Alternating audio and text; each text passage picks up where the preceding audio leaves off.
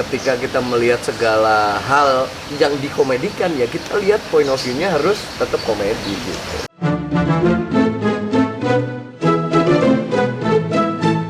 Oke, di Aku Ingin Jadi Pelawak, tamunya spesial kali ini, Andika Pratama. Yes! Jadi Cakur TV memang luar biasa. Akhirnya saya diundang nih ke sini nih. Nih, Pak Dika, biasanya tuh pelawak. Ada Ajis Gagap, juga ada beberapa pelawak-pelawak lain yang gua ajak ngobrol di Aku Ingin Jadi Pelawak. Yeah. Ini Pak Dika, bukan pelawak, host, pemain sinetron, pemain film, dan yang lainnya. Tapi gua ngeliat lu tuh kemarin baru aja sangat sukses besar tampil di special show G-Confess ya. Betul. Nah, gue nggak nonton, tapi gue lihat update-annya di Twitter, di Instagram, banyak banget yang ngebahas katanya lu pecah di situ. Gila. Gue aja nggak punya nyali, Pak. Gila emang.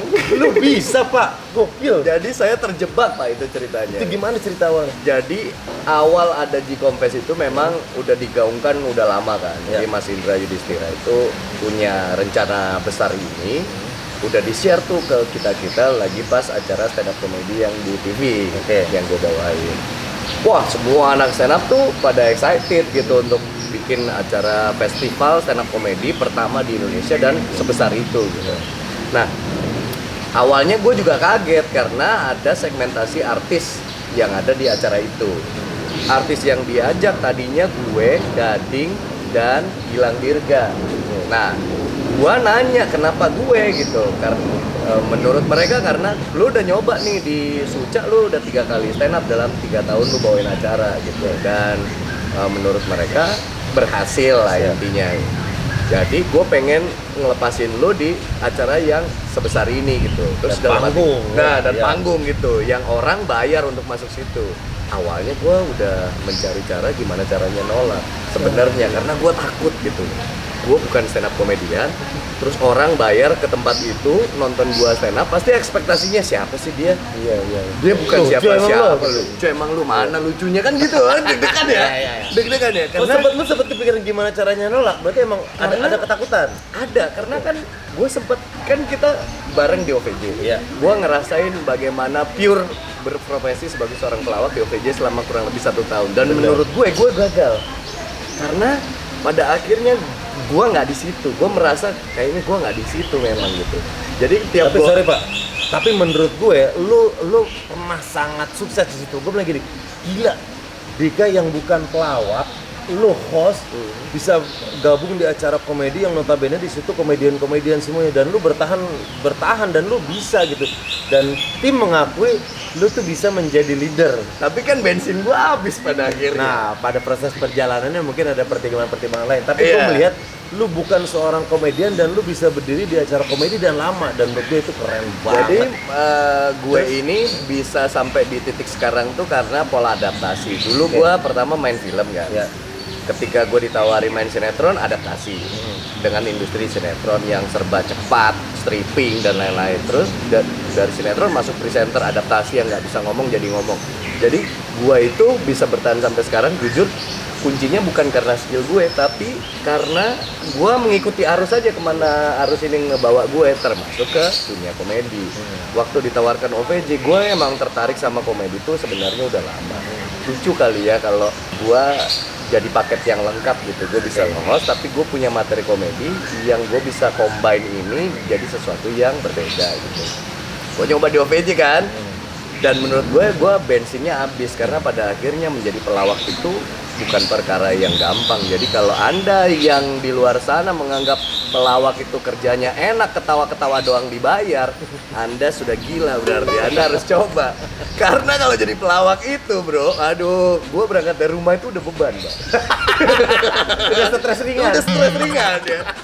Hari ini bawain materi apa nih, hari ini mau ngelucu apa lagi gitu. Karena belum lagi baca skrip lo di awal. Iya gitu. Aduh, opening gue lagi gitu, udah stres duluan, karena pelawak tuh ternyata pekerjaan yang paling serius menurut gue. Untuk melawak tuh lu harus serius memikirkan bagaimana bentuk lawakannya, lu harus bisa nakar ini works atau enggak buat orang lain.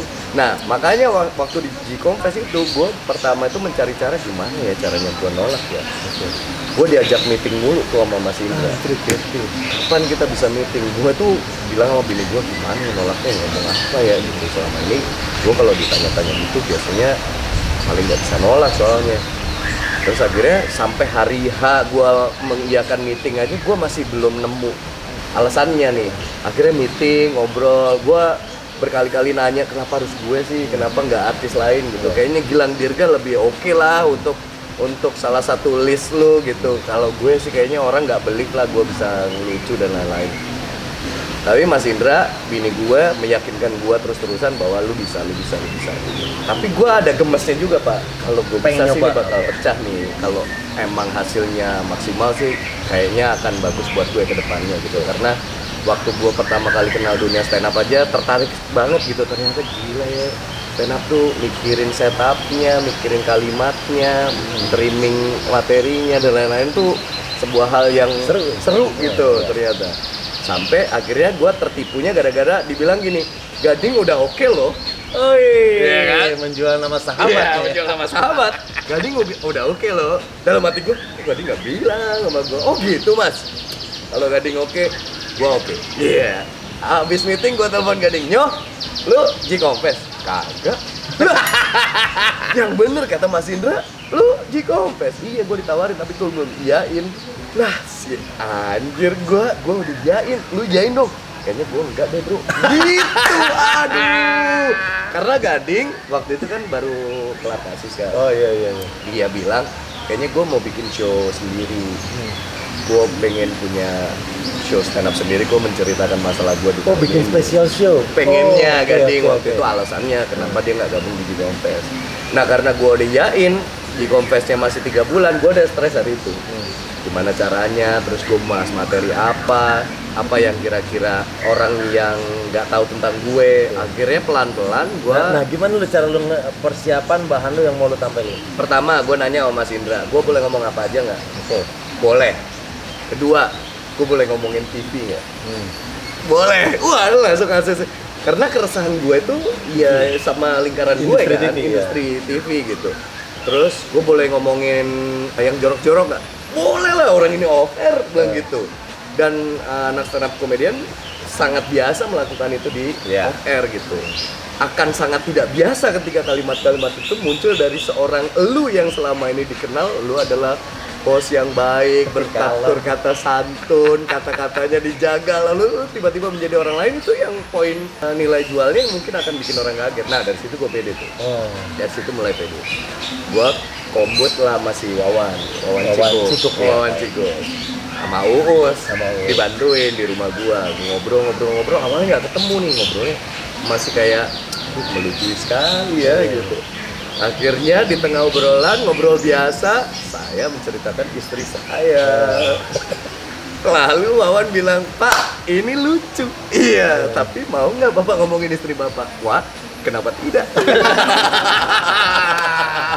Ini kesempatan. Iya gitu, bini gue nggak tahu tuh, gue lagi nulis materi tentang dia. Gue ngomongin, yang pertama tuh gue ngomongin bini gue.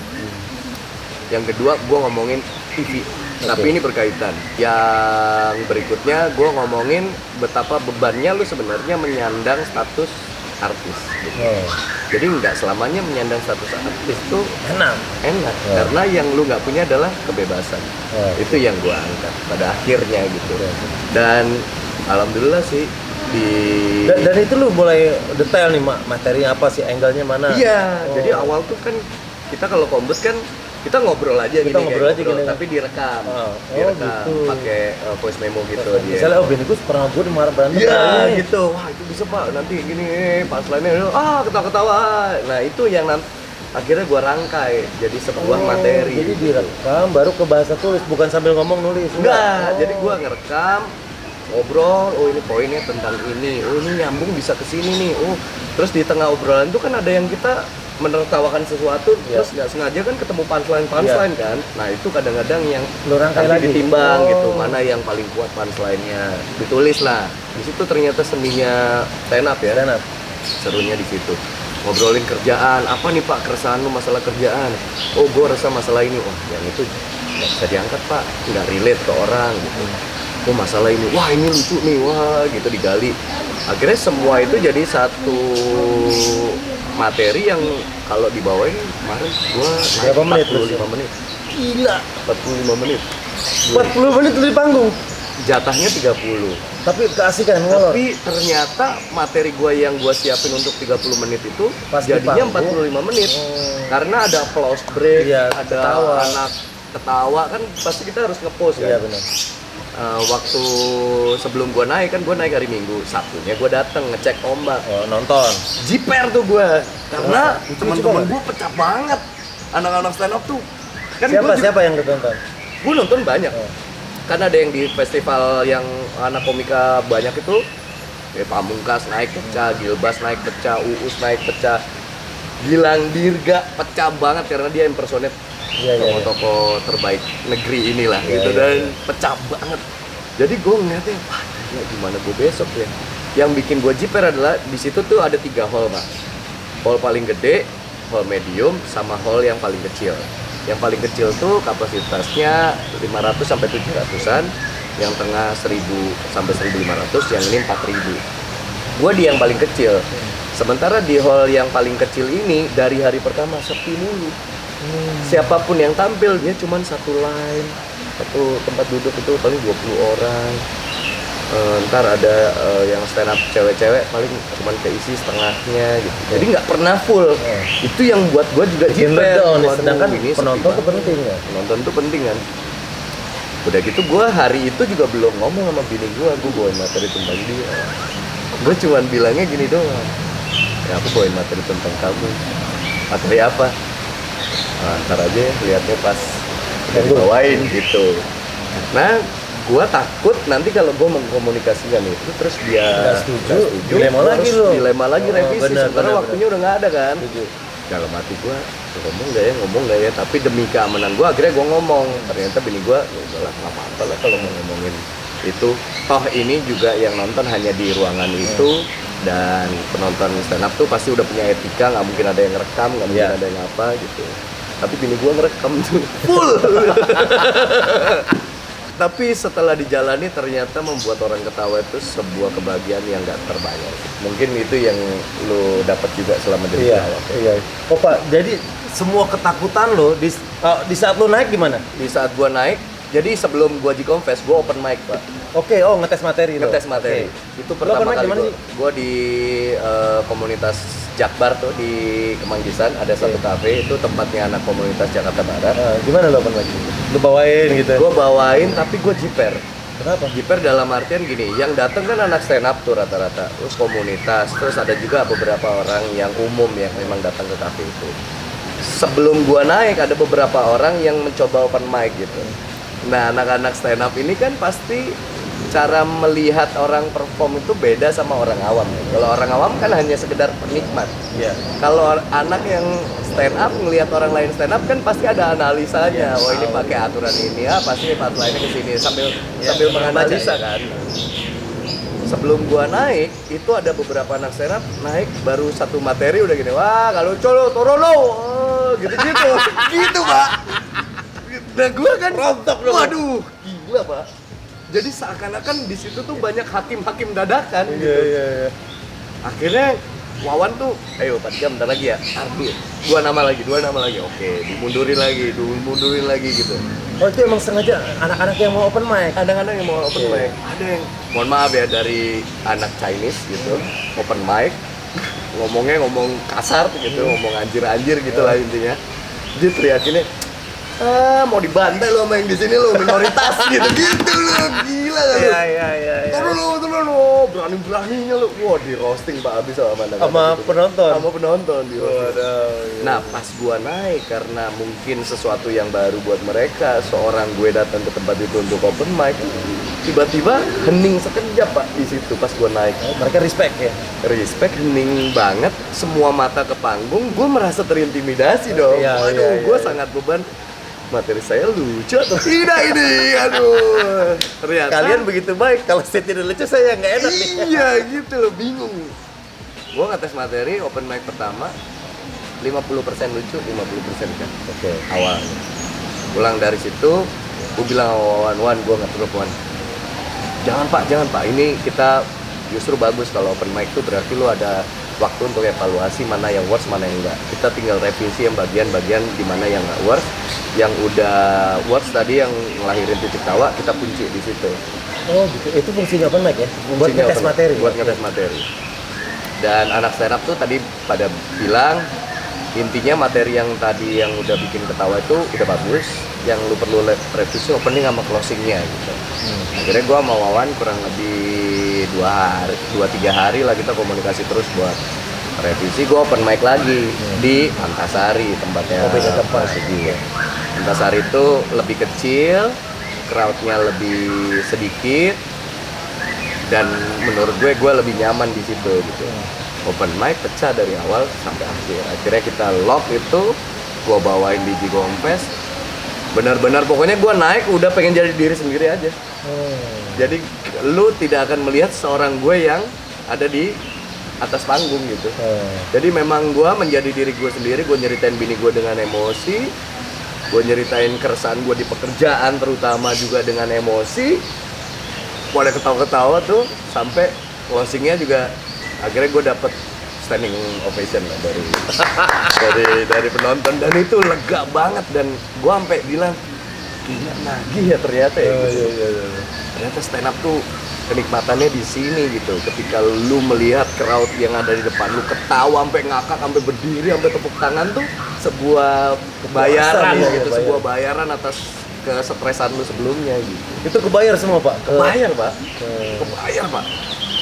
Gua ngerosting acara yang pernah gua bawain, di situ ada Gilang Dirga yang pernah ada di yang Acara sampai itu. hari ini ada di acara itu. Gua ngakak sampai anjing lu gitu. Gua ketawa, tapi gua di atas tuh memang benar-benar fokus sama materi hafalan gue. Oh, jangan sampai kita larut juga sama ketawa penonton, kita blank. Iya, jangan sampai gitu. Oh, jadi PR lu juga lu harus ngejaga. Iya. Abis ini apa lagi nih? Iya, kalau TV play kan kita mencari improvisasi yang lihat situasi. Iya, kan? benar. Ada materi yang kita janjian di belakang Iya. yang kita keluarin, tapi ada improvisasi sama hal-hal baru yang terjadi kan. Oke. Nah, kalau stand up itu lu justru harus benar-benar prepare dari awal sampai akhir tuh, jangan sampai ada yang miss. Nah, untungnya gue punya kemampuan nge-host. Jadi ketika gue mengimprovisasi kalimat yang tadinya gue tulisnya A, terus gue improvisasi jadi A plus tuh, masih nggak kesusahan untuk nguber ke punchline-nya gitu. Dan itu terjadi juga, misalnya kata-kata yang lu siapin A, ternyata pas dilepas di panggung berubah nih. Terjadi, karena di panggung gue tiba-tiba memunculkan materi yang baru kepikiran dari sore. Jadi gini, gue mau naik nih, jam 8 gue naik. Jam 5 gue ngobrol sama Wawan, gue bilang gini, Wan, kalau di sini gue selipin ini gimana Wan? Lucu sih Pak, tapi lo yakin nggak nyelipin itu? Karena pacingnya belum dilatih, kalimatnya juga belum tersusun. Gimana lo bawa ini? Kalau lo pede sih masukin aja gitu. Ternyata pas gue masukin menambah titik tawa yang sebelumnya gitu. Oh, tetap dapat. Tetap dapat. Karena memang gue membaca situasi sebelumnya kan, yang membuat orang gampang tertawa tuh ada isu-isu yang gampang tuh, misalnya ngomongin politik, blue, nyerempet ke agama dan lain-lain, itu yang memang Titik tawanya titik gampang di tawanya situ ya. gitu. Jadi gue selipkan itu satu materi di punya gue. Oke. Berarti semua materi itu lo hafal Pak? Hafal? Sudah di luar kepala. di Udah, saat lu mau karena naik gue panggung? latih terus. Makanya 2 kali open mic sama di rumah gue latih terus. Oh, sendiri ngomong. Sendiri ngomong sambil gue rekam berapa waktunya gitu. Makanya gue tahu materi gue tuh buat 25 sampai 30 menit. Tapi ternyata begitu di panggung, dengan adanya tawa, dengan adanya tepuk tangan tuh jadi 45. Oke, walaupun lu udah hafal detail semuanya, sebelum naik kekhawatiran apa yang lu takutin? Gila Pak, beda Pak. Gue nge-host tuh udah nggak mikir sekarang. Nge-host tuh gini, Naik besok jadi. bawain acara HUT ini ya, misalkan gitu, HUT TV ya gitu. Oke, gue nggak ada stres-stresnya gitu. Terima rundown baru sore itu pun malamnya gue naik juga gue nggak stres gitu. Iya. Karena oke, ritmenya gue tahu ini apa segala macem. Bawain acara musik gini ya, ngerti gitu. Tapi untuk stand up kan ini baru Baru banget. gimana ya ekspektasi orang. Gue hari itu tuh terbantu juga. Jadi show gue itu barengan sama Ari Kriting dan kawan-kawan. Ada namanya The Melanesia. Melanesia, iya. Dia Happy Security, pokoknya yang dari timur-timur tuh di satu hall, gue di hall sini. Kan ini emang terkenal sepi kan. Gue terbantu sama Uus sama Gilang. Jadi Uus dan Gilang tuh di depan hallnya Ari Kriting, dia narik-narikin orang, nonton temen gue Andika Pratama gini pertama kalinya dia stand up kayak gitu-gitu lah, dijual gitu. Jadi banyak yang itu, sampai pas gue naik tuh gue lihat full sampai ada yang berdiri-berdiri. Dan banyak yang nonton di tempat gue tuh orang TV. Jadi pas gue ngomongin TV, rasa ditabok. Gitu lah, aduh, nanti Bapak boleh dengerin materinya ada di handphone istri saya. Iya. Pak, satu aja keresahan lo tentang TV apa misalnya rating? Terlalu menularkan rating? Bukan. Gua nggak membahas masalah itunya, tapi gua membahas keresahan gue adalah bahwa lu di panggung lu nggak bisa menjadi diri lu sendiri. Oke. Lu kerja kalau nge-host kan pakai earpiece. Earpiece tugasnya apa? Ngendaliin kita. Nah, ngendaliin. Dan kadangkala lu di panggung pasti menemukan sebuah keadaan di mana lu sebenarnya nggak mau ngelakuin ini, tapi lu harus, ya kan? Oke. Contoh, misalkan gua di acara dangdut, ini ada penyanyi, nyanyi, males katanya. Ya. Terus host masuk dong, habis nyanyi host masuk, ditanya, kenapa fales? Ya. Bukan dari dijawab, malah penyanyinya nangis. Ya. Kalau peserta udah nangis, saatnya digali. Kenapa dia nangis? Iya. Terus cerita bukan karena pengalaman latihan dan untuk penampilannya, tapi cerita keluarganya miskin. Oke. Tanya lagi, munculkan foto kemiskinannya. Iya, lihat LED kemiskinan. Iya, gitu-gitu. Nah, kan kadang-kala lu merasa gini kan, ini nggak ada kaitannya loh. Orang nyanyi fales sama miskin ini ada kaitannya loh. Apakah pita suara itu ada harganya? Apakah si miskin pita suaranya tipis? Iya gitu. Sama satu hal lagi, gua angkat ketika kita presenter yang menemani pesulap. Lu tahu dong pasti triknya di belakang. Oh iya, oke. Tapi kan lu harus berpura-pura amazed dan takut dong dengan itu, dan kadang-kadang kan lu capek gitu melakukan itu karena sering kan. Iya kan? Jadi itu yang bahkan kita tahu rahasianya. Itu aja. Jadi perasaan di point of view gue bahwa aku nggak mau nih ngelakuin ini, tapi harus gitu. Nah itu. Oke, kalau istri dikit aja. Satu gue pengen tahu angle apa sih yang lo ambil misalnya? Istri itu gini, kalimat utamanya aja ya. Dulu sebelum gue nikah, kan istri gue lebih tua kan. Iya. Banyak orang yang wanti-wanti gue pasti. Lu jangan nikah sama yang lebih tua deh. Karena nanti hidup lu bakal disetir, bakal dikontrol, lu jadi nggak bebas. Tapi gue sebagai laki-laki, gue nggak pernah dengerin orang-orang itu, karena hidup gue adalah hidup gue. Lu nggak berhak atas apa yang menjadi pilihan gue. Dan selama 7 tahun gue jalanin pernikahan, gue sekarang bisa buktiin ke omongan orang-orang itu tadi kalau yang lu omongin tuh sebenarnya bener. Iya.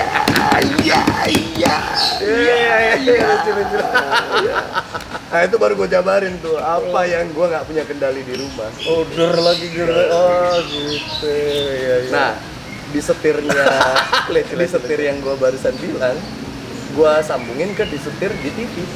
Bahwa di TV pun gue nggak bisa jadi diri sendiri karena gue di setir. Iya. Jadi kemarahan gue tentang itu tuh yang gue tuangkan gitu. Oke. Itu sih. Nanti Bapak dengerin lah. Iya. 45 menit. Lega akhirnya. Lega, Pak. Nah, pas selesai lu tepat milih punchline terakhir. Punchline terakhir karena gue kembali nyeritain miliknya. Rada Blue. Iya. Rada Blue. Jadi gini, nama besar itu kadang bikin kita jadi cupu di pergaulan. Oke. Ya kan? Karena lu jadi nggak bisa nakal. Kalau lu nakal lu pasti tersorot. Setuju. You know? Sementara sebuah kenakalan bagi laki-laki itu adalah jadi sebuah label kebanggaan biasanya di kalangan lu udah pernah ini belum ini ya. Nah, yang waktu itu gua angkat adalah kebiasaan gua menemukan obrolan laki-laki tuh kayak ngobrolin pigeon plus. Lu kan nggak pernah bisa melakukan itu karena kalau lu datang ke situ kan orang udah aware sama Iya, lu. Bagaimana lu bisa berdamai dengan kekikukan orang yang Sandika masa kesini gitu kan nggak mungkin kan. Makanya gue praktekin sama bini gue gitu. Jadi gue menyambungkan ke arah bluenya ke situ. Orang pada geli banget itu dengernya. Oh berarti kita juga harus cerdas ngejahitnya, terus milih tema-tema. Benar. Jadi tema besar gue adalah di spirit. Oke. Dan lega Pak, lega banget pas lu ngerasa banget, turun. karena gue ngerasa stresnya itu lama Pak. Mikirin, gue mau bawain apa ya, mau buat enggak ya. Karena lu nggak keringet dingin ngerasain gitu? Ngerasain Mbak, keringetan gue di situ tuh ruangan paling dingin karena nggak terlalu besar kan. Tapi keringetan gue bios. Terus di panggung tuh jujur sebenarnya gue nggak bisa fokus ke wajah penonton karena gue takut blank. Gue yang itu bagian dari strategi lu juga? Iya, gue berarti lu tatapannya mana ke atas? Enggak, gue sambil jalan. Oh sambil ngomong. Gue sambil jalan, jadi gue seakan-akan ketika gue mempraktekkan yang tadi sama penyanyi dangdut yang males itu gue pakai stand mic, gue seolah-olah gue ajak ngobrol apa karena gue lihat referensi kalau stand up luar tuh dia asik dengan dirinya sendiri di panggung. Mungkin dia nggak pernah bisa lihat masa bro, karena dia enjoy di panggung sendiri aja udah. Jadi kayak gue curhat aja di panggung. Dan yang gue denger ya ketawa tepuk tangan. Dan di situ kalau standing applause lampunya dinyalain Pak. Jadi pas orang-orang standing applause tuh lampu nyala. Wih anjing ternyata banyak juga ya orang yang nonton yang gitu. Seneng sih dalam hati gue. Maksudnya sebuah keberhasilan di karir gue masalah stand up yang terbilang ya gue instan banget masuk itu kan karena bawain acara stand up. Di acara itu disuruh stand up, pengalaman gue cuma itu, terus tiba-tiba diajak ke Digopres gitu. Tahun depan sih ada lagi, Bapak harus coba Pak. Bapak harus coba Pak. Iya. Gue tuh seneng banget, gue juga seneng banget stand up komedi. Gue sering nonton teman-teman yang show spesial, show rata-rata setiap situ gue tonton. Kalau over tuh emang seru sih nonton. Seru kalau over Pak. Deddy Corbuzier di roasting, itu seru banget. Ngomongin masalah dia baru masuk Islam, yang roasting Ernest, yang dulunya sama-sama kan agamanya gitu, yang orangnya Ernest Panji sama Ajis Goaibu, wah pecah sih. Pecah banget itu. YouTuber di roasting, Ricis, Yonglex sama Mak Betty. Wah kacau sih, kacau banget. Oke. Seru sih tapi. Berarti pelajaran apa Pak yang bisa lo ambil? Ya itu menjadi yang gua tekankan tadi, menjadi pelawak itu nggak segampang yang kalian lihat. Oh enak ya kerja ketawa-ketawa, dibayar gitu. Menurut gue dari sekian banyak profesi yang gue jalani, yang paling mikir adalah seorang pelawak. Karena ketika lu membuat sebuah kelucuan, lu harus bisa naker nih words apa enggak buat orang lain, cocok nggak sama audiensnya, terus gimana cara deliverynya juga penting, terus punchline-nya bener apa enggak, iya kan? Iya.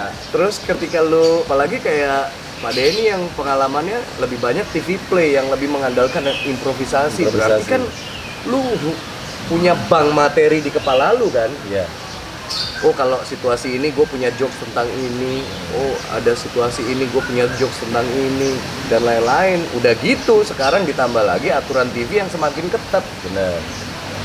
Kita nggak boleh ini, nggak boleh ini. Sementara komedi itu sebenarnya dunia yang tidak boleh dibatasi sebenarnya menurut gue ya, karena ketika kita melihat segala hal yang dikomedikan ya kita lihat point of view-nya harus tetap komedi gitu. Berarti ngelawak nggak gampang Pak? Nggak gampang Pak, gila Pak itu Pak. Bahkan Gus Dur sendiri bilang pelawak adalah pekerjaan paling serius. Iya. Kenapa? Karena buat bikin orang ketawa dia harus mikir.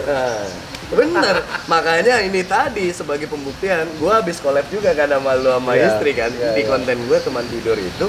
Ternyata baru kebongkar seorang Denny kalau di rumah nggak lu selucu yang di TV. Iya kan? Iya. Justru lu jadi pribadi yang sangat serius kan? Bener. Wendy deh. Iya. Wendy tuh di TV bisa wah, tapi aslinya mah mikir banget, serius banget. Serius. Mas Parto di rumah gitu juga serius banget. Sule di rumah serius banget. Pak Haji Jojon. Itu di rumah orang paling serius. Nah, makanya kadang tuh orang mikir komedian itu kalau di manapun gue pengen bersama lu ketawa gitu. Tapi kan nggak selalu juga. Iya, makanya paling benci kalau pelawak tuh disuruh maaf dong. Iya. Lawak dong. Iya, paling males tuh. Kalau mau patungan dulu 100.000 Pak Dika, thank you udah berbagi. Siap. Lihat juga channelnya Pak Dika. Apa? Ya, Usia Dika Official. Ya, nah kalau lu mau lihat gimana aslinya gue di rumah, terungkap semua di korek sama dia. Teman tidur. Dia jago banget ngorek orang. Iya. Thank you, Pak Dika ya. Thank you, Pak. Thank you. Dadah.